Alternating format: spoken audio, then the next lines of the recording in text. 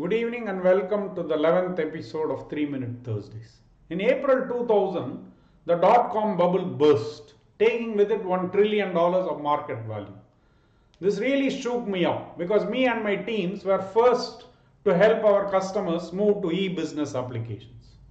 As I was researching this, I chanced upon Professor Christensen's Innovator's Dilemma in the year 2001. It's a brilliant book and his ideas have stayed with me since then. His central thesis is something he calls disruptive innovation, which by now has become almost synonymous with innovation itself. He gives several examples of disruption, how PCs disrupted digital's mini computer business, how new cars, mini mills disrupted the steel industry, how the 3-inch and 5-inch disk drives disrupted the disk drive industry, and so on.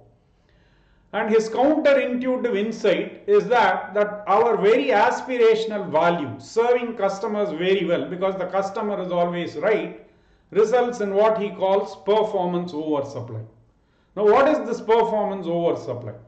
Initially, when we enter a market, the product doesn't fully serve the customer's needs. But our most demanding and maybe our most profitable customers make us add features, keep on adding features and making it more and more complex to meet their needs. But there comes a point in time when our product has become too complicated for some of our customers, or maybe become too expensive as well. So they start to move away from our product. At this point, we have reached performance oversupply and maybe we are going to be disrupted. I'll give you an example. In the year 2005, Tata introduced the Tata Ace in India. It's a micro truck for 3 lakh rupees. It started as serving a market that had not been addressed before, for people who want to move a small amount of material from one place to another.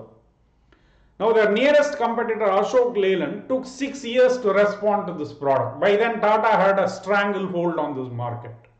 Why does it take this long?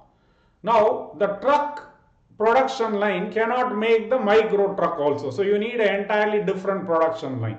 The other problem is your sales people. Would they sell the 50 lakh rupee truck and make their targets more easily, or sell this 3 lakh rupee truck and try to hit their target with more and more effort? So this is how the disruptive innovation disrupts the operating model of the incumbent company.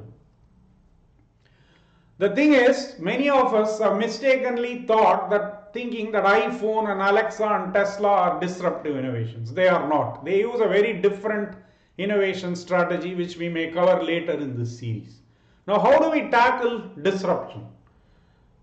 Professor Christensen advises that we should tackle non-consumption. That is, look at those customers who have moved away from our product because it has become too complicated or too expensive, or those customers who haven't yet bought from us because we are too expensive or too complicated.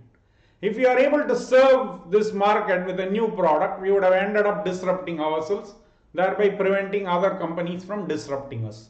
This, I believe, is one of the many ways in which you could tackle disruption. With that, I thank you all for listening to me to the coverage of Innovator's Dilemma by Clayton Christensen.